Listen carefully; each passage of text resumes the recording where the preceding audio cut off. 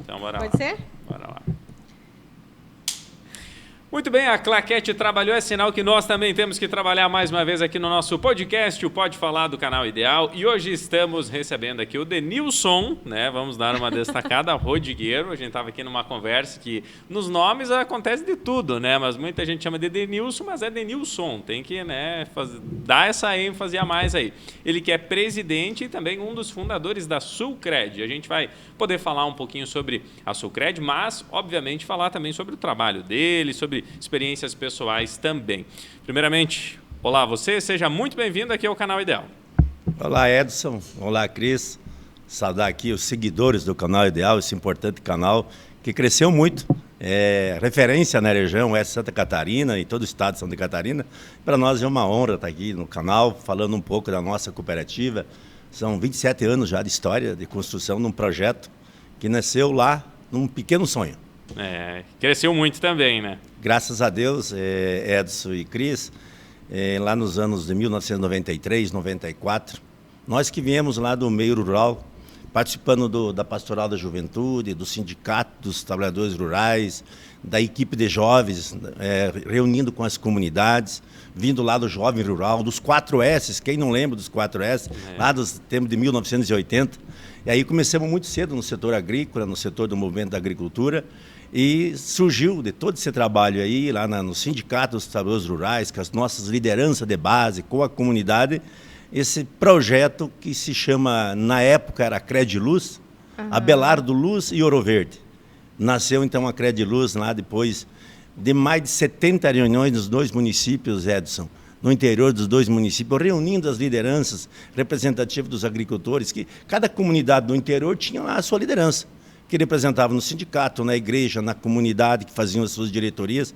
É uma história muito grande. Se nós lembrar no passado, eu diria que são 30 anos, 27 anos de história, mas 3 anos foi para lançar semente, conversar com as pessoas, Cris, ver o que eles entenderem. Numa época muito difícil, Edson, onde várias cooperativas no estado de Santa Catarina e no sul do Brasil tinham quebrado. A confiabilidade do cooperativismo na época era muito difícil, mas nós tínhamos um problema. Mais de 70% dos pequenos produtores rurais da agricultura familiar estavam fora do crédito. Nossa. E aí você debateu com as entidades, com as lideranças, o que fazer para que a gente pudesse ter uma instituição de crédito para representar os agricultores, inserir ele no mercado financeiro, sair do troca-troca das empresas tradicionais e ir para o acesso ao crédito para o desenvolvimento. Foi um desafio muito grande, de muito debate, de muitas reuniões à noite, de sábado e domingo, para a gente chegar a essa história da cooperativa. Eu imagino que... Bom, o Éder também, né? Lá do interior também a gente sabe, conhece como é que são as comunidades, que essas reuniões realmente acontecem à noite, no fim de semana, que é quando os agricultores conseguem deixar um pouquinho o trabalho lá para se discutir. E como é que vocês imaginavam naquela época? A gente não tinha nem noção. Criamos uma comissão de agricultores, de 40, pedimos apoio aí para arrumar um ônibus, conseguimos um ônibus através da Secretaria da Agricultura, junto com o sindicato e a EPAGRE do município, visitar cooperativas que já existiam na época, aí uma foi em Quilombo e a outra no município de Ceará, onde já tinha um pouco de experiência, a Quilombo era mais velha, e lá partimos nós, com os agricultores, liderança das comunidades, para conhecer como funciona uma cooperativa, ou funcionava uma cooperativa de crédito. Conversar com os diretores, com os agricultores, e eu ter o sabor de dizer que ela funcionava e você podia ter acesso ao crédito. E essa experiência foi muito boa, nós conseguimos passar um dia em Quilombo e voltar novamente e começar, então, a criar uma comissão de debate que ligou aí sindicato, EPAGRE, Movimento de Mulheres Agricultores, outras organizações como a CEPAGRE, e envolveu no meio, que é muito interessante dizer, contar da história, a Universidade Federal de Santa Catarina.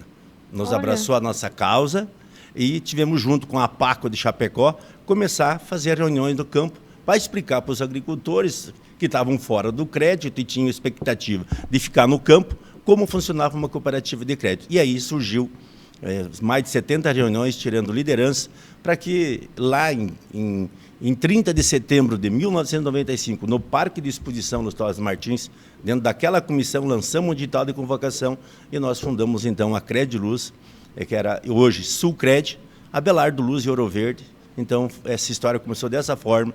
Começamos com 27 agricultores e no dia 18 de março, Edson e Cris, nós abrimos as portas em Abelardo Luz, com 23 cooperados, num evento, onde, com a participação de algumas lideranças, o pontapé inicial da Sulcred na região aqui do Oeste de Santa Catarina. Eram 24. Quantos são hoje associados? Nós começamos com 23. 23. Hoje nós estamos com mais de 15 mil. Não dá para dizer um dado específico, porque ela muda todo dia. Sim, sim. Todo dia está entrando. Hoje são 15 unidades. Nossa. Em 14 municípios. E já tem um grupo muito bem organizado, uma cooperativa que já está no médio porte, alavancou muito, tem contribuído muito nos municípios, gerando emprego. Nós temos uma visão de que quem trabalha na cooperativa no município tem que ser do município. Tem que ser, a cooperativa tem que gerar emprego no município. Tem que ser as pessoas que convivem na própria comunidade. Que conhecem, e hoje são em torno de 110 funcionários que trabalham junto conosco, atendendo essas mais de 15 mil famílias que fazem parte dessa, eu diria assim, essa forte cooperativa que decidiu, por sua decisão, ficar no oeste de Santa Catarina, ser uma cooperativa catarinense, nos municípios aqui no oeste, está se expandindo nessa região e cumprir aquela missão, visão e valores que nós discutimos lá em 93, 94, como é que nós queríamos ter uma cooperativa que fosse gestionada pelos agricultores, que pudesse estar perto da comunidade, que pudesse estar falando com o seu associado e o atendimento corpo a corpo. E ela continua assim, depois de 27 anos, a gestão está na mão dos agricultores e ela continua essa visão, Edson e Cris, é uma coisa bacana que nós não saímos fora do projeto inicial, da nossa linha inicial. Então essa é a Sulcred, que está em toda a região aqui no oeste. Muito legal. E lá na época, tu lembra os valores que se colocavam à disposição? Porque tu comentou que o pequeno agricultor não tinha acesso, né, a esse crédito. Que valores vocês conseguiam colocar à disposição dele lá no início? Valores financeiros? Isso. Muito, muito pequeno. Na época, em 96, você tinha o Provap.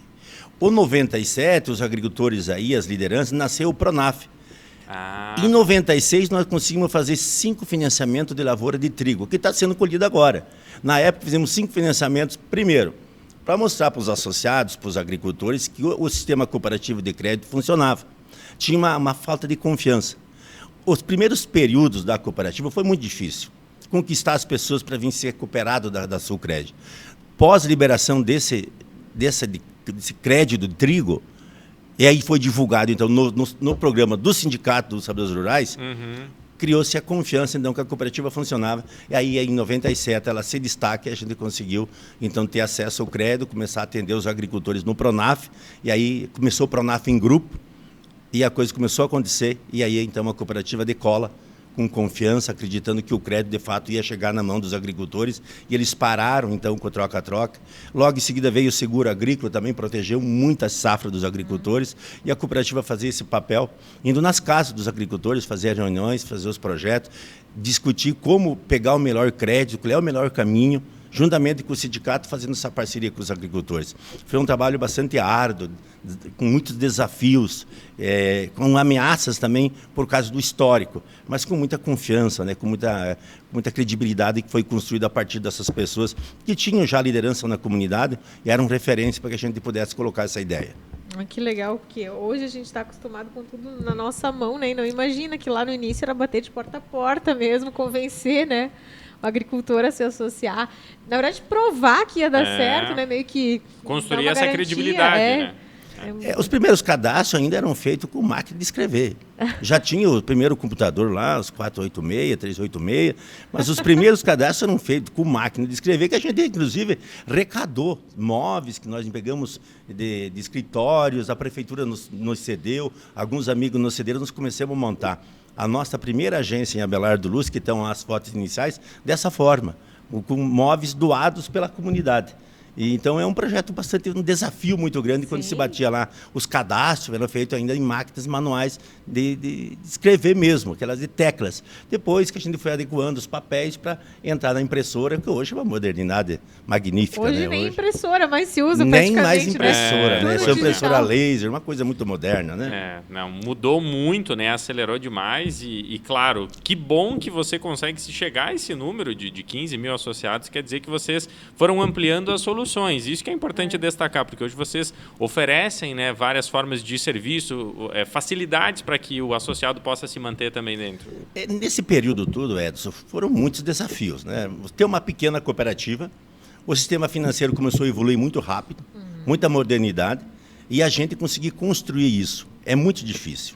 Nós passamos por várias dificuldades, saindo atrás dos outros. Às vezes saíam produtos novos no mercado, tecnologia, e nós estávamos sempre atrás. Sim. Hoje nós conseguimos criar o nosso próprio banco, nós temos nossa Câmara de Compensação. Os produtos que nós temos hoje é o que tem de mais moderno no mercado financeiro. Conseguimos atender tanto na pessoa física, pessoa jurídica. Tu vem lá do Internet Bank, Mobile, o Pix, né, que foi uma inovação do sistema financeiro de pagamento, Internet Bank, diminuindo as filas, fazendo as coisas mais online, e produtos e serviço que atendem às necessidades, que vem lá desde o cartão de crédito, desde a máquina de cartão, desde o consórcio, desde o seguro, coisas assim que são importantes hoje no mercado financeiro. Nós conseguimos no passado tempo uma cooperativa que nasceu sozinha, ela não tinha uma cooperativa de produção, ela nasceu a partir da organização dos agricultores dentro da sua necessidade.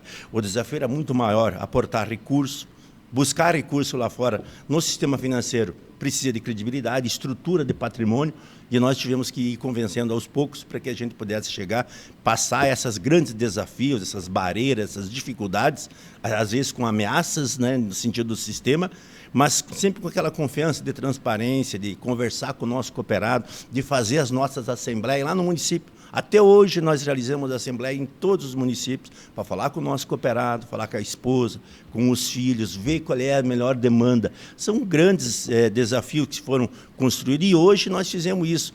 Esse ano, por exemplo, acabou a pandemia na reunião passada, nós tivemos em todos os municípios fazendo as nossas assembleias, transparecendo os números e pedindo para o nosso cooperado o que ele precisa mais, o que nós temos que melhorar. O rumo que nós estamos levando à cooperativa é o rumo que eles esperavam quando eles entraram na Sulcred? Esse debate tem nos estreitado, por exemplo, tomar decisões de programas importantes como o nosso programa de saúde, né? Que a cooperativa entende de que ela tem que ser por essência. Esse que é o eixo principal, que tudo que a cooperativa produz, nós temos que devolver para o nosso cooperado. É por isso que a gente devolve nas comunidades do interior, a gente apoia, a gente está junto, as entidades beneficentes, ali está o nosso cooperado. Se tem um idoso lá, um grupo de idosos, de criança, de futebol, uma comunidade organizada, a Sulcred está ali junto. E tudo que nós produzimos temos que devolver para o cooperado. Não adianta ser uma cooperativa muito forte se o nosso cooperado está fraco. É por isso que no início eu abordei de que nesses 27 anos nós não perdemos a nossa visão do cooperativismo. É por isso que hoje nós temos 7 áreas de saúde, lançamos agora esse ano de 2022 a nossa 7ª área, com projetos e sonhos consigo avançar nisso. Acho que a gente pode construir mais a partir que o cooperado movimenta dentro da cooperativa, que ele se sinta parte da cooperativa, Edson. Isso que é fundamental. E a gente tem conseguido passar isso, e o que nos deixa assim feliz, Cris, é de que a comunidade, no modo geral, onde nós chegamos e geramos emprego no próprio município, que detém a confiança da comunidade, que as pessoas ali residam, eles também apostam no nosso projeto. Sim. São comerciantes, são empresários, são pessoas, são o setor público, né, acreditando que a gente possa ser importante no desenvolvimento também do município, não só das pessoas, né? Legal. Agora, eu só ia perguntar, porque hoje vocês já conseguem, com certeza, ver uma diferença muito grande lá do início, nas próprias comunidades onde vocês estão inseridos, né?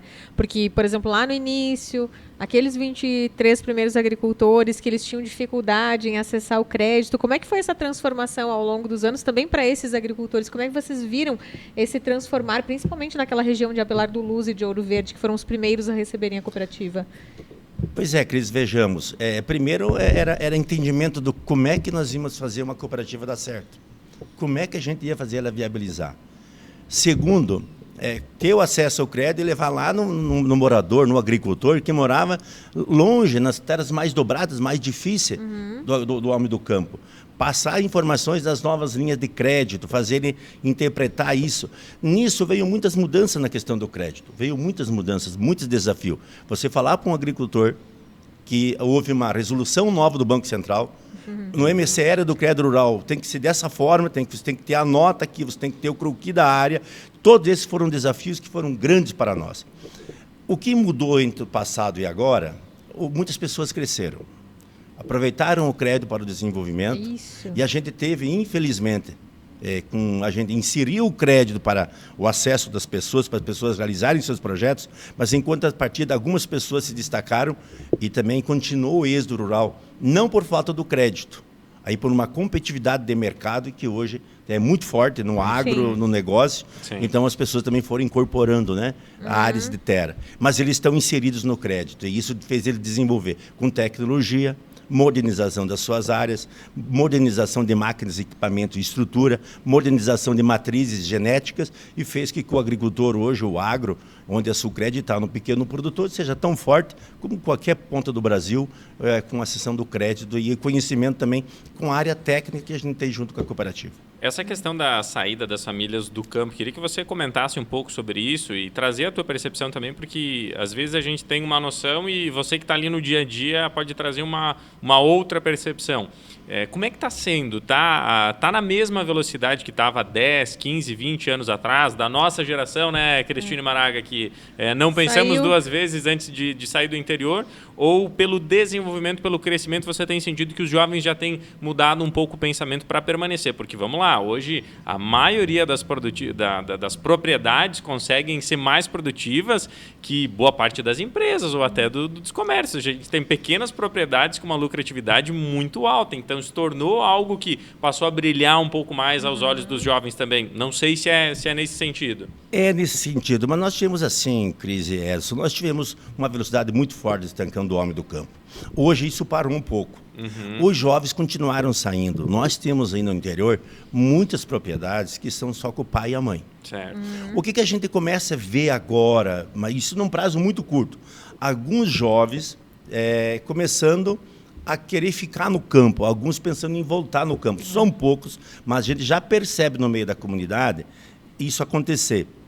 Porque o homem do campo também agora teve lá a tecnologia, a internet, o lazer, a comunicação. Ele não está mais isolado. Não está mais isolado. E os negócios também começaram com a tecnologia e o crédito, fez que ele conseguiu viabilizar a sua produção econômica, com resultado, com qualidade de vida. Então a gente já percebe pais conversando com nós, a cooperativa, de ampliar seus negócios porque o filho resolveu estar junto. A gente começa a sentir isso, coisa que aconteceu na França há 200 anos atrás. Então nós tivemos um êxodo rural por causa da Revolução Verde, o crescimento da produção das commodities, né? O pequeno produtor não estava estruturado, não tinha máquina e equipamento para competir nesse mercado. Para você produzir à mão não dava, que era o que fazia no passado. Eu, quando era criança, era assim, a gente era tudo manual. Quando entrou nessa questão da modernidade, os pequenos não conseguiram competir, aí ficaram fracos na competitividade na produção, por hectare. Sim. E assim por diante. Muitos se evadiram, mas muitos vizinhos incorporaram isso, estão no lado lá com seus filhos, né, com filhos e noras, trabalhando junto e fazendo que a agricultura familiar ainda seja importante na produção para os municípios, na produção de alimentos, na viabilidade da cidade. A agricultura nossa é muito forte na região e eu estou sentindo isso. A gente percebe que alguns jovens mostram interesse em tocar os negócios e dar continuidade. Sim, em poder voltar também por uma questão de qualidade de vida, porque, vamos lá, as rotinas na cidade também, quando você fala em termos de trabalho, se tinha muito aquela questão de que, na cidade é tranquila, você vai trabalhar no ar-condicionado, trabalha... Não é bem assim, né? Então, você tem uma carga também emocional ali envolvida, muitas vezes um estresse que no campo não que você não tenha, mas que você consegue administrar de uma forma, às vezes, né, dependendo da situação, mais tranquila. Então, para quem se identifica um pouco, para quem gosta, aí sim é um prato cheio para poder voltar a administrar, porque o momento do agro nós saímos na hora errada, né, Cristine Maraga? Quando nós saímos ali, o negócio estava mais ou menos assim, né? Não, vamos para a cidade. Agora que estamos na cidade aqui, o negócio lá está bombando. Agora o agro é pop. Vamos ter que voltar? Agora o agro é pop, né? Tá. Mas agora a gente tem um problema, porque a gente não estudou pro agro. Sim, pois é. Agora, não, nós vamos perdemos. lá aqui entrevistar a vaca? Eu vou lá entrevistar. O cavalo encilhado passou por isso. Não, vou lá fazer uma entrevista com a vaca lá. Ô, holandesa, você acha que é melhor que a Jersey na produção ou não? Não vai dar certo, né? Mas aí eu vejo também um papel fundamental das universidades, que se ampliou também o ensino de áreas voltadas ao agronegócio aqui na região. Então, realmente, tem muitos filhos de agricultores que saem para estudar. Estão se aprofundando. Estão se aprofundando, exatamente, estão estudando.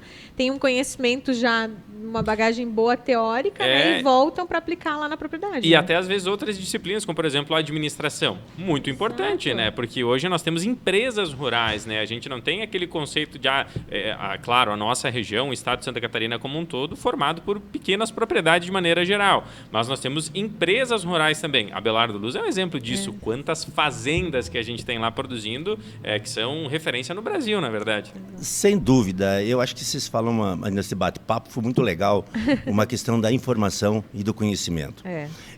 O povo brasileiro tem, historicamente, um problema de gestão. Isso vale não só para o produtor rural. Nas famílias, no modo geral, há uma deficiência na questão da gestão. O campo avançou. Avançou, as cooperativas de produção contribuíram muito nesse processo, botando seus engenheiros, seus técnicos, seus agrônomos à disposição dos seus associados para levar informação, tecnologia e conhecimento de manejo na propriedade. Nós, na Sulcred, hoje, nós temos 2 técnicos e 2 agrônomos que trabalham conosco. Justamente para orientar a questão do crédito, para assessorar na questão do projeto, para orientar eles na questão da aplicação, do manejo e para ajudar a fazer a gestão. Isso é muito importante hoje no dia, no aplicar. Né? E esse compromisso, bem aplicado, né? O compromisso que o nosso agricultor tem é de aplicar os recursos. Né? Nem todo mundo faz isso, alguns desviam e é evidente que o sucesso lá na frente é ruim. Uma questão que ajudou muito também é a questão da logística. Nós tínhamos muita dificuldade, ainda temos alguns pontos. Eu acho que vamos falar aqui não só de Abelardo Luz e Ouro Verde, mas vou falar de Abelardo Luz, é muito grande, municípios tem uma extensão muito grande. Essa questão do ir e vir, do direito do cidadão, de melhorar isso. Porque daí as pessoas também têm essa facilidade. Não é o tempo de chuva que assusta, você precisa deixar essa para o povo do interior, para o jovem rural, para a mulher do campo, essa perspectiva. Então, é ter o conhecimento, ter acesso ao crédito, ter a melhor informação do produto, mas também o direito de ir e vir e estar inserido na sociedade com qualidade de vida, como nós da cidade temos condição de ter hoje as informações na hora e quente. Isso é importante para o homem do campo. Eu acho que a cooperativa contribuiu muito para isso, para esse debate e tudo. Tu fala da universidade, eu lembro muito bem, a universidade vinha de Florianópolis nos ajudar a fazer o debate para falar com os agricultores que isso era possível dar certo. Legal. As universidades, isso é muito bacana. Então, nós temos aí o agro, a agricultura desenvolvida, os municípios fortalecidos, e na verdade, queira ou não queira, tem alguns municípios na região, são fortes na questão da indústria, mas muitas agroindústrias estão ligadas ao homem do campo, na cadeia produtiva. Então, eu acho que esse trabalho todo, essa experiência desses 27 anos de cooperativa, de viver no meio do campo, e desde jovem, lá no meio do sindicato, das organizações, traz para nós também, acho que uma experiência no passado do tempo, de que valeu a pena, né? Acho que esse trabalho está consolidando cada vez mais, Edson. Não, com certeza. E até o próprio homem do campo em si, porque por muito tempo a gente via aquela figura da pessoa fechada, né? Eu aprendi assim com os meus pais, que aprendeu assim com os pais dele, é assim que eu faço, é assim que eu vou fazer e não mudo. Então hoje, se você não se atualizar, se você não buscar as informações para acompanhar essas mudanças, aquilo que você falou, tu não acompanha a produtividade, você não se torna mais competitivo e aí não é viável. Então se você ir acompanhando, se você seguir essas orientações, a chance de você ter um resultado positivo é muito maior, né? Esse é o ponto. O ponto que tu bateu aí, eu que já tenho uma grande experiência, vim do campo do meio rural, do pequena propriedade, lá no interior do Canhandão, tinha-se muita dificuldade de você aderir às mudanças. Nós tínhamos dificuldade de aderir, foi muito rápida. Nós vimos de uma forma de vida, de uma forma de produção, de uma forma, né? E ela veio muito rápida, a gente tinha dificuldade de assimilar tudo isso, como é que isso ia ser importante. No momento que nós abrimos a cabeça e dizemos que isso era importante, a gente assimilou as mudanças, levantou de manhã, parou de fazer sempre a mesma coisa, tomou outros caminhos, ouviu uma reunião, demorou 1, 2, 3, 4, 5 reuniões para a gente dizer, para lá um pouquinho, eu preciso mudar. E quem mudou, quem conseguiu adaptar essa mudança, está aí no mercado, está no agro, está forte, pode ter 2 alqueires de terra, pode ter 5 alqueires de terra, 10 alqueires de terra, o 20, ele está dentro do agronegócio, está tendo uma qualidade de vida muito boa e vive com muita saúde no campo, com muita oportunidade. Sem dúvida nenhuma, Edson. Até porque a gente tem na nossa região uma realidade de famílias que conseguem produzir os mais variados tipos de cultura, né? Não tem mais uma coisa assim, não, na nossa região é só milho, é só soja, você tem as aves, tem suíno, mas aí você já tem o gado de corte, aí você vai para uma questão de produtos orgânicos, hoje que tem crescido bastante, que pequenas propriedades conseguem agregar valor, né? Porque esse é um ponto também, às vezes, eu tenho uma área pequena, mas então o que eu posso fazer para produzir nessa área pequena? Eu vou agregar valor. Então, vou para um orgânico, vou para outra linha de produto. Então, quer dizer, tem muita possibilidade, mas tudo isso com base na informação. E ter esse suporte, ter essa questão do acesso a um crédito, a um valor, porque você começar do nada, sair do zero, é muito complicado, né? Quantas histórias vocês devem conhecer de pessoas, né, que não tinham como iniciar e aí com o crédito consegue alavancar. Tem alguma situação assim que tu lembra que te chama mais atenção, assim, de... Olha, tem muitas histórias bacanas, né? Vamos lembrar aqui as pessoas que da vez vão estar seguidoras do canal Ideal, lá em Abelardo do Luz, no interior do município, por exemplo, criar um programa de calcário, mas primeiro mandar o técnico para ver a área, fazer o análise para depois financiar e acompanhar a aplicação. Como aplicar, como fazer. A questão tu fala da diversificação, isso já é um negócio pronto na nossa região. A produção de leite, nós íamos na frente com o nosso técnico, fazer as medição de área, correção de pastagem, pequitear os potreiros onde tinha o gado para melhorar a produtividade, reaproveitar melhor o pasto. Mas são inúmeras situações que nós fizemos no campo com os nossos técnicos, de reuniões, que ajudou muito fazer na prática, não apenas só na informação. Levar o agrônomo lá para falar a cartilha, não. E lá na prática, nós tínhamos isso que é importante. Um engenheiro agrônomo e um técnico que fazia isso, e a carteira dava suporte. Porque na cadeia hoje, o crédito é um setor do desenvolvimento. Hoje nós temos assistência técnica, nós temos da tecnologia, nós temos a questão de mercado. Claro. Como é que se chega para você vender o teu produto que você produziu para chegar no mercado? Foram desafios que foram vencidos pelos agricultores, junto com as cooperativas, junto com as organizações, para que eles pudessem evoluir. Sim. E isso hoje está bem decimado. Nós não precisamos mais diferenciar. Uma vez tínhamos uma diferença muito grande, do grande produtor para o pequeno. Não, hoje nós estamos iguais. Não vou dizer que a gente produz na mesma proporção, na mesma quantidade, mas a qualidade e a dedicação do pequeno produtor está no mesmo nível hoje na agricultura familiar. E tem espaço, né, para o pequeno. Isso que é legal.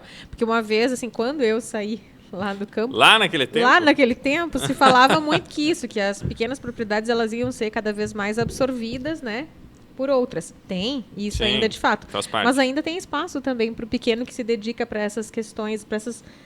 eu digo que investe em tecnologia, né, que muda a forma de produzir, que investe num orgânico, que tem um olhar diferente, né, também para a produção. É isso. Uma questão que a gente consegue olhar assim no campo, na década agora 2020, 2022, 2024, a gente já está com uma deficiência de mão de obra no campo. Veja o cenário que nós construímos nesses 20 anos. É uma questão de falta de oportunidade, uma questão de pessoas que tinham conhecimento de trabalhar na agricultura, e hoje, em 2022, chegando a 2023, estamos no final dele, já temos com deficiência de pessoas preparadas para trabalhar no negócio do agro, da agricultura familiar, nós estamos produzindo com máquinas e equipamento cada vez mais moderno, porque nós estamos faltando já a estrutura humana para tocar o negócio. E porque não é mais como trabalhar na agricultura antigamente, né? Porque hoje você tem que conhecer.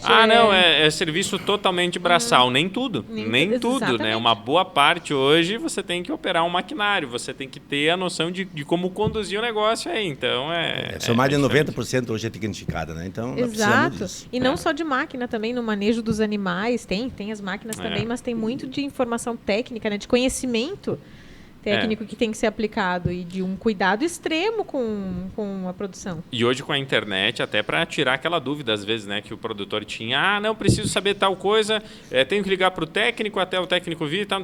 Hoje com a internet, claro que você tem que saber filtrar, você tem que saber onde buscar essa informação, mas você tem acesso, às vezes um problema pontual, uma coisa mais simples, questão de minutos você tira essa informação e coloca para rodar, coloca em prática. As empresas têm aplicativos que acompanham a produção pelo aplicativo, então, claro, existem os profissionais que ficam também analisando esses dados, mas você resolve ali, né, no momento. Na verdade, estamos online, né?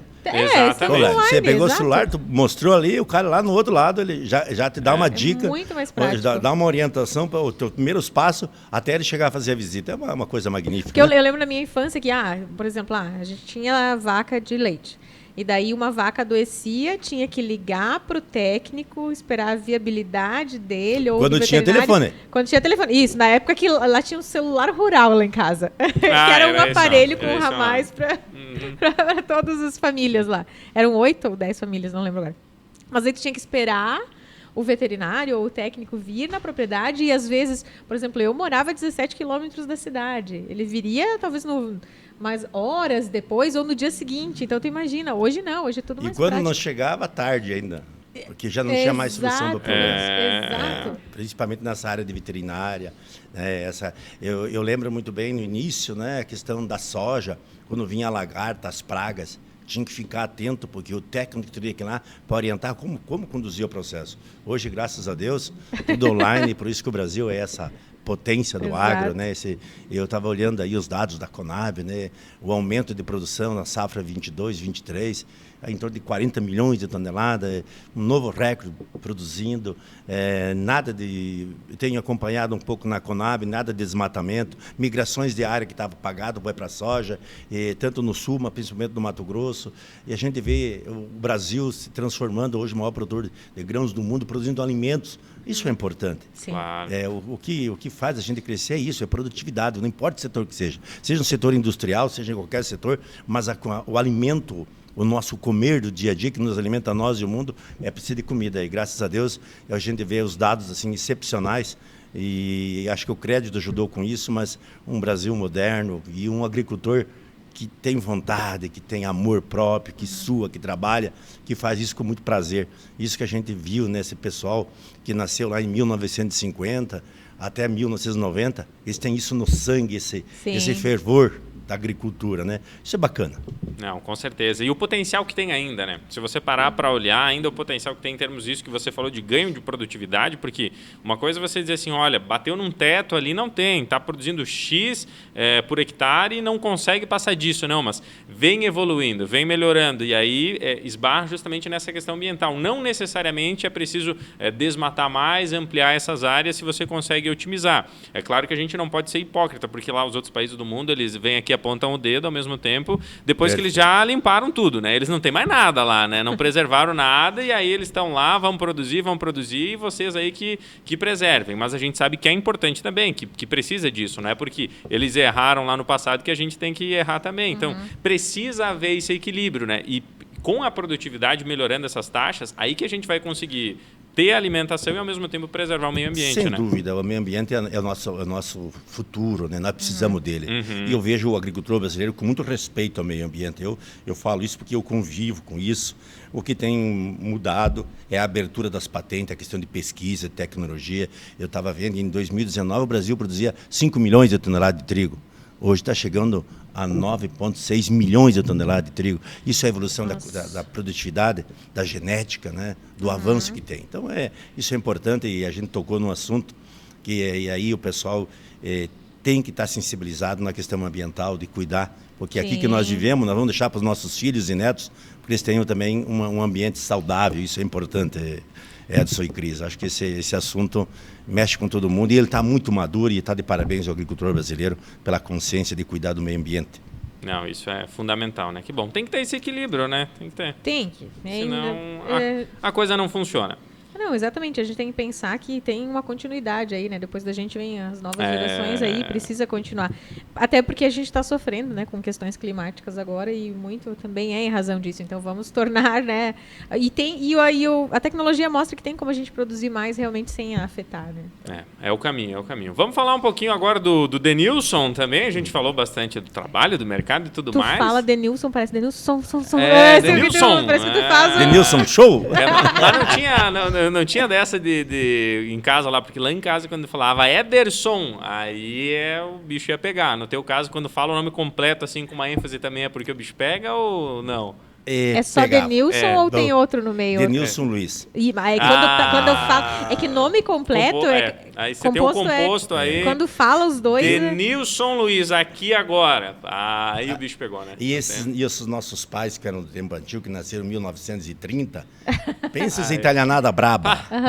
Mas eu sempre tive um apelido de Luigi, né? Luizinho, bem Luigi. Bem, Luigi. E eu me falei um pouquinho italiano com meu pai, com a minha mãe, gostava de falar, eles me ensinaram a falar. Que legal. Mas quando eu levantava a mão dopo, o bicho pegava. Tinha que andar meio na linha, porque o bicho pegava. Eram pessoas firmes, né? Daqueles modelos criados nos sistemas conservador. Família, tinha que estar na hora certa ali, mas também é importante, né? Sempre com muito respeito, né? Acho que essa era uma palavra, existia ali, você colocava, às vezes se confunde e passa do limite, tinha um medo, mas eu vejo muito mais essa questão do respeito, porque você sabia que existia uma hierarquia, existiam algumas regras, que você fazia parte de um processo ali dentro e que você tinha a sua responsabilidade. Sem dúvida. Isso aí, existiu uma cobrança, isso que é importante, a gente fala muitas vezes, né? Porque hoje, como é difícil, às vezes, você fazer uma cobrança um pouco mais firme, sem ser arrogante, sem fazer com que as pessoas fiquem chateadas e queiram sair, porque existe um limite, aí, uma linha muito tênue, mas, ao mesmo tempo, essa cobrança mais firme, ela deu resultado porque moldou uma geração que trabalha muito, né? Que trabalha ainda, não que trabalhou, que trabalha, porque são pessoas que continuam trabalhando, né? Sem dúvida, Edson. Essa questão, para nós, um olhar chegava. Um olhar de canto de olho para os nossos pais já chegava. Ao ponto de pegar aquela varinha tradicional que nós vivemos, pequenininha, que hoje em dia não pode mais, mas ela funcionava. No outro dia nós tínhamos as nossas regras, os nossos princípios. E eu que levava mais xingão, Edson. Porque eu gostava muito de conversar, fazer barulho. Tinha mais irmãos? Tinha, somos 6 e ainda temos 6 irmãos e eu sou gêmeos. E aí eu era mais sererepa e eu peguei um apelido histórico, né? Histórico. Que até hoje eu tenho. Meu apelido é Graia, toda a região me conhece por Graia, no banco, na cooperativa de 27 anos, nas minhas palestras, quando o pessoal não lembra o meu nome, o Graia. Por quê? Porque eu falava muito, eu era muito extrovertido, comecei muito cedo, com 12 anos. Né? Aos 15 anos eu já estava no meio da sociedade. Aos 18 anos, em 1985, eu estive em Brasília, no 2º Congresso do Encontro Nacional de Juventude Rural. O presidente era José Sarney, estivemos lá no gabinete do Sarney, representando o estado de Santa Catarina num debate. Legal. E peguei esse apelido por ser meio extrovertido, brincalhão. Falava bastante? Muito. Acho que eu ficava muito quieto, por isso que me deram esse apelido aí. Mas nessa aí de falar bastante, tu até hoje ainda tem a questão dos programas que vocês fazem da cooperativa no rádio, isso? Já fazem 30 anos que a gente faz programa. Antigamente era todos ao vivo, agora a gente tem estúdio, grava e manda lá para a emissora divulgar a cooperativa, os nossos trabalhos, chegar até a comunidade, nas pessoas onde elas estão. E a rádio é um grande instrumento também, porque onde você está trabalhando, você está tendo acesso. E uma questão, assim, só para falar para as pessoas que nasceram no nosso tempo, eu tenho conversado com os nossos cooperados, e eu estou todo dia na rua, todo dia estou nos municípios. Ontem estive em Chapecó, em 2 agências, Xaxim. Eu falo muito com as pessoas nas agências que nós tivemos a oportunidade, Cris e Edson, de nascer em uma das melhores épocas da sociedade. Porque os nossos pais foram muito duros, não tinham energia, não tinham qualidade de vida, era feito tudo à mão. Nós começamos com isso. As pessoas que eu encontro, meus amigos, nós não tinha energia solar na casa, não tinha energia, nós ia de pé descalço. Zero tecnologia. Lavava o pé para entrar na escola com chinelinho de dedo quando nós conseguimos. E nós entramos com a energia solar, viemos com a geladeira e fomos indo hoje. Estamos no mercado e vivemos toda essa dificuldade que nossos pais viveram e estamos vivendo que nem vocês, que são mais jovens, com toda a tecnologia do mundo, tendo informação na hora. Então, esse grupo do Brasil, de produtores, de agricultores, de liderança, que tem no nosso tempo, um pouco antes e um pouco depois, viveram essa parte legal lá no campo, né? Levando as brigas dos pais, né? Até o padrinho e a madrinha eram duros com a gente. Sim. Porque eles diziam que eles eram o segundo pai. Se o seu pai e a mãe faltassem, eles eram responsáveis. Até eles eram meio durinhos com nós. Então é uma história bacana. Não era esse negócio só de levar presente, Natal, Dia das Crianças e tal, não. O bicho pegava mesmo, né? Pegava. E cada um tinha a sua tarefa. Isso que é importante.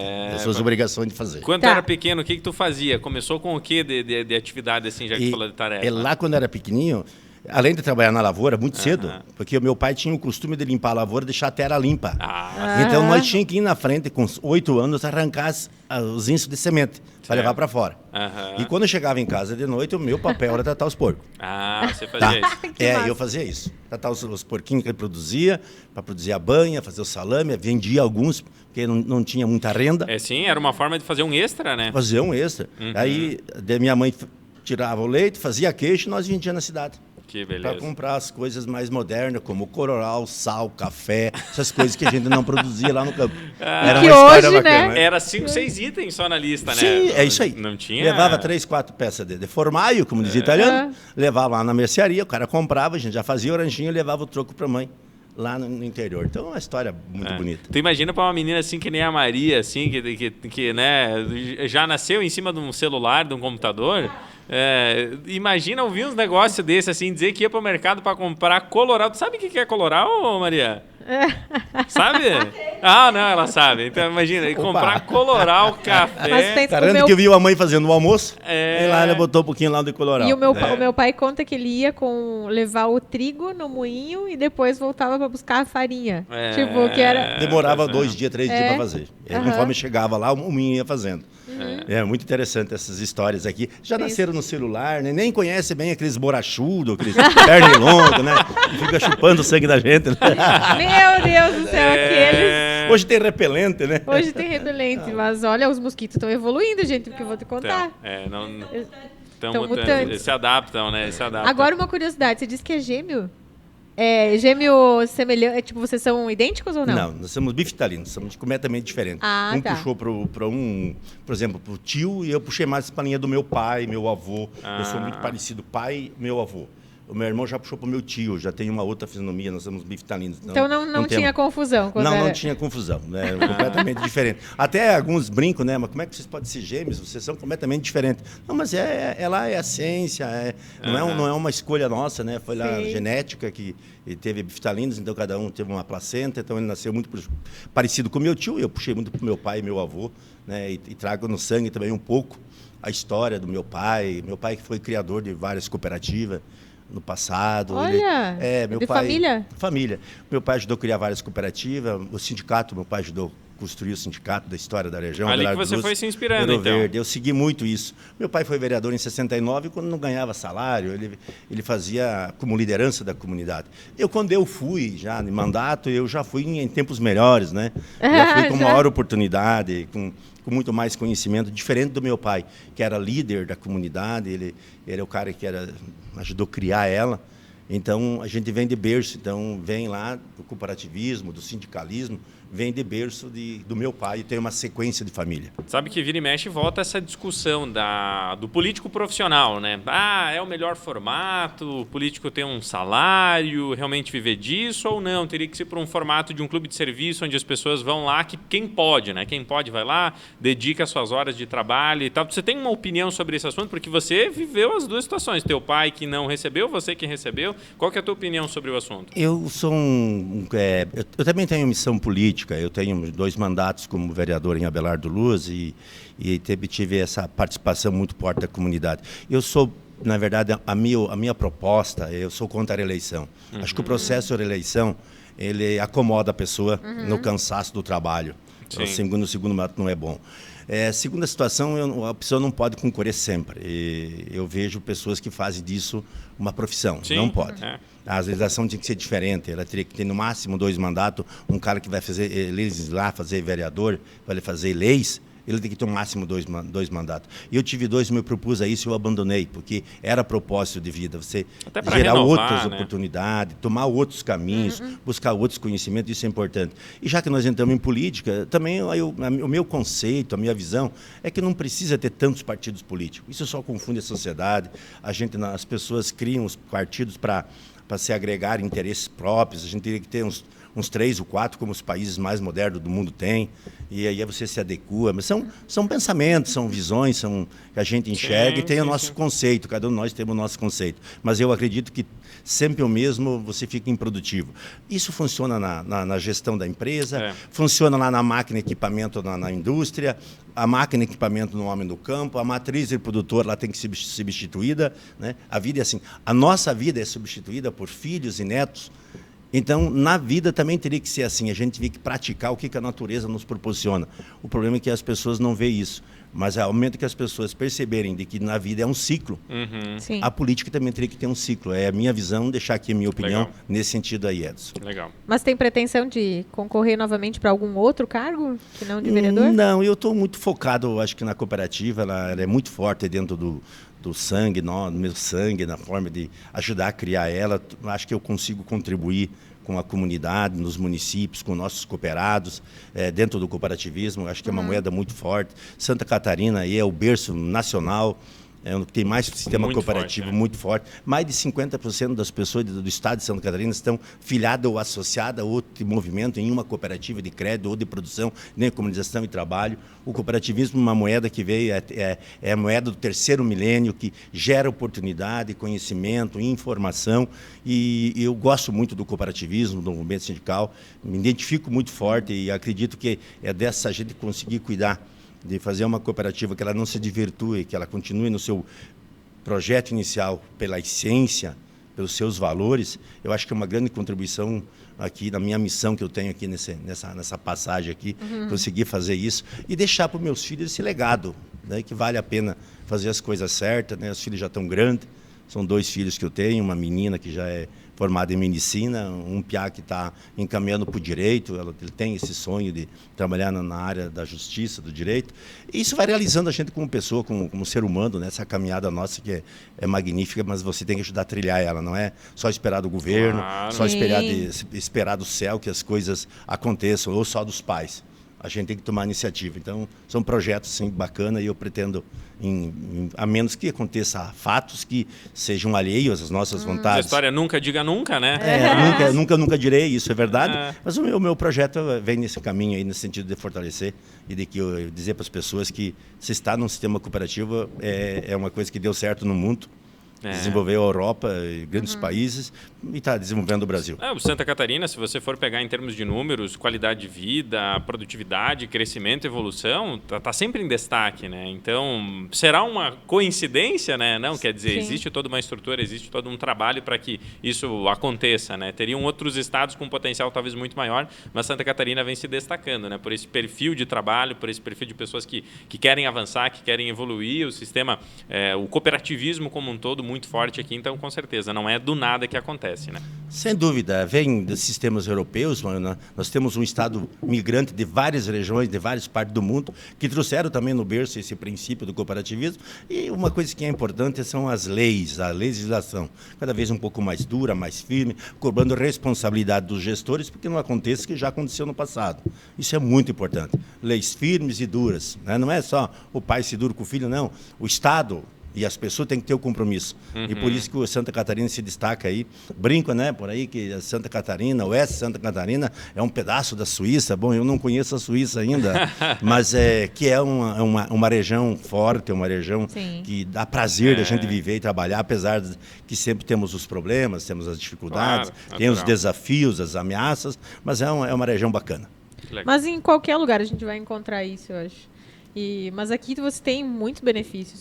Pelo menos foi uma questão assim, nunca pensei em sair daqui da região. Eu acho que é uma região muito rica, né? A gente tem muitas oportunidades, tem um mercado muito grande para explorar, porque muitas vezes na nossa área, principalmente, você tem essa ilusão, né, de procurar grandes centros onde você vai ser só mais um, na verdade, no dia. E aqui não, aqui é diferente. Não sei, eu particularmente gosto muito da nossa região. A qualidade de vida que nós temos aqui, por isso que tem esse movimento até de grandes capitais, tendo muitas pessoas onde o pessoal procura cidades menores, né? 50, 100 mil habitantes, porque aí você tem uma estrutura e ao mesmo tempo consegue ter uma vida um pouco mais sossegada, mais tranquila. É segura. Sair na rua numa boa, né? Não que não aconteçam crimes, crime, sim, mas numa escala, numa proporção muitas vezes bem menor, né? De você sair, conhecer as pessoas, de saber quem é quem. Então, tudo isso é muito bom, né? Em termos de qualidade de vida e faz bastante diferença. E hoje em dia você encontra aqui coisas que você manda trazer, né? Que não tem. Exatamente. Manda vir. Estamos do lado do aeroporto aqui, se precisar dar uma passeada também, dá, né? Então, ou pega um ônibus aí, você corta o país também e assim vai, né? Então, tem facilidade e tem acesso para todos os lados. Estamos encaminhando para a parte final, Managa? Eu tô vendo aqui. Tem alguma pergunta aí que você ainda não fez aí que você quer aproveitar esse momento final aí, ou você já tirou Eu tava pensando agora enquanto você tava falando, e daqui para frente, quais são os planos para a Sulcred? Olha, boa pergunta, Cris. A cooperativa tem um desenho, continuar nessa forma que a gente tem feito nesses 27 anos. Nós estamos aí já com o projeto da 16ª agência, um desafio já desenhado. Estamos modernizando todas elas, fizemos algumas mudanças já em alguns municípios, deixando melhor atendimento para atender o dono dela, né, que é o cooperado. Então isso a gente está continuando, sempre melhorando os produtos e serviços, né, transparecer para o nosso cooperado para onde é que a gente vai, que eles tenham participação disso. Então, todo ano nós vamos ter agora. Estamos na reta final, quando é fevereiro, nós estamos voltando nos municípios, conversando com o nosso cooperado, né, lançando novas ideias. Temos projetos, sim, inclusive na área de saúde, acho que dá para construir, nós podemos avançar mais. Eu acho que o Estado, quando eu falo Estado, o país ainda não tem estrutura para cuidar de tudo isso. Então, nós fazendo que as pessoas movimentem dentro da cooperativa, aquele pouquinho que não é mais caro que nenhuma instituição de crédito. Não precisa deixar a cooperativa gigante, nem um diretor e nem um funcionário tem que ganhar grandes valores. Eles precisam pegar essa sobra, devolver para o cooperado, fruto da sua participação. A cooperativa tem esse desenho, essa diretoria continua mantendo de pé esses 27 anos. Então, nós viemos em 2023 aí com mais abertura, com novos convênios, novos cadastramentos, e está sempre pronta para atender bem o cooperado, ouvi-los, e que as ações da cooperativa possam estar voltadas para as pessoas. Isso é muito forte dentro da cooperativa e a gente quer tocar isso para avante até que o nosso cooperado entenda que isso é importante. Nós acreditamos nisso, é por isso que nós fizemos isso. É por isso que a nossa diretoria senta, o nosso conselho senta, as nossas lideranças a gente chama para o debate, para que a gente possa dividir junto e nos ajudem sempre a escolher o melhor caminho. A transparência dos atos, né? A honestidade de fazer as coisas, a franqueza que a gente trabalha, ela tem que ser o carro-chefe. No momento que a gente perde a confiança, a coisa não vai para frente. Nós tivemos modelos muito ruins no passado, como temos modelos excepcionais no Brasil, pessoas que estão com 80 anos tocando cooperativas gigantes, mostrando para as pessoas que dá certo. O fruto do nosso trabalho, o fruto do nosso imposto, que é a mesma coisa aí que fosse um imposto, é o resultado da participação das pessoas, elas têm que voltar. Quando nós conseguimos fazer isso, nós conseguimos mostrar para as pessoas de que, e para todo mundo, inclusive, que são gestores, seja ele no município, no estado da União, ou quem faz gestão de qualquer entidade, ela precisa ser levada com essa seriedade. E a gente tem esse grande compromisso, Edson e Cris. A gente tem esse compromisso nesses 27 anos, quase 50 anos, quase 58 anos em Abelardo Luz e Ouro Verde, o qual o pessoal nos conhece, agora toda a região, entrando em centros grandes como Chapecó. Temos um projeto aí no Banco Central de ampliação de área de abrangência, para que a gente possa levar, as pessoas nos ligam, né? São lideranças de entidades, são pessoas públicas, são representantes, pedindo, olha, por que vocês não vêm para cá com essa ideia que vocês têm? Porque aí eu fui visitar meu irmão, meu tio, meu cunhado estão lá, eu fui no município, eles falam de vocês. Então, nós precisamos fazer isso, regulamentar a questão com o Banco Central, que nos permita. E o sonho é grande, né? Eu sempre brinco com as pessoas que nós desenhamos a Sulcred para 100 anos, ela tem 27, então ainda me falta 73 para a gente tocar o barco aí. Tem bastante coisa, né? Tem muita coisa para construir aí, e cada dia que surge, avança, né? A gente vê esse mercado, essa dificuldade agora da inflação no mundo, Edson, aumentando muito, às vezes as inflação aí, claro, tem aí, nós tivemos a pandemia, nós temos a guerra da Rússia, mas nós temos aí casos dos Estados Unidos chegando a 7% de inflação, a Europa chegando a 8%. É global, 7, 8%. Né? Está meio global esse processo, e a gente vê muita gestão hoje saindo um pouco daquela visão mais central, mais conservadora. Nós estamos muito mais abertos, isso tem ameaçado muito a economia mundial, e a gente está vendo muita inflação. Vamos torcer que o Brasil fique firme, né? Fique firme, que a gente cuida da nossa economia, que a gente cuida do que nós temos de bom aqui, que é o agro, que são a indústria, e um povo muito bom que trabalha, que é sonhador e está acordado para avançar cada vez mais. Nosso Brasil é um gigante. E a Sulcred quer estar perto, quer estar junto, quer construir seu espaço junto com esse Brasilzão aí que é grande, que nos deixa felizes e nos dá ânimo para viver muito e trabalhar muito. Que legal. Show de bola. Muito bom, muito bom. Isso é legal demais. Quem quiser conhecer, quem quiser entender um pouquinho mais, pode visitar uma das unidades também. Com certeza vai ser sempre muito bem atendido. Nilson, obrigado mais uma vez pela tua participação aqui. Sempre bem-vindo no Canal Ideal. Eu agradeço aqui, Edson, Cris, também toda a direção aqui, que tem uma parceria grande com nós com a Sulcred. Temos sempre a oportunidade de nos ajudar e nós levar a nossa informação para os seguidores do canal. E dizer a vocês que seguem o canal, podem seguir a Sulcred. Vem em uma das nossas unidades, venha tomar um café, tem dúvida, pergunta, nós estamos à disposição e que a gente quer você junto para a gente construir essa cooperativa cada vez mais forte. Isso é importante. Surpreso aqui para o bate-papo, não esperava um bate-papo tão legal, assim, longo, contando um pouco da parte da história da cooperativa, um pouco da vida e também dos sonhos que nós temos aí como pessoa. Muito obrigado a todos vocês aí. Esse é o objetivo, ser sempre muito leve aí para que as pessoas possam conhecer um pouquinho mais. Cristine Maraga, fechamos mais um podcast. Fechamos mais um podcast, gente. Se você tiver sugestão aí pra gente de quem que você gostaria de ver aqui sentado nessa mesa conversando conosco, pode mandar aí no nosso WhatsApp. Ou então vá lá no site, tá no Facebook, tá no YouTube, tá no Spotify, tem outras, mais de 70 outras histórias que a gente já contou aqui nessa mesa. Fica aí o super convite para que você nos acompanhe. Toda sexta-feira a gente está aqui 7 horas da noite. É isso aí. Muito obrigado pela sua companhia. Um forte abraço. Até a próxima aqui no Canal Ideal. Esse foi o nosso Pode Falar. Tchau, tchau, gente. Um abraço.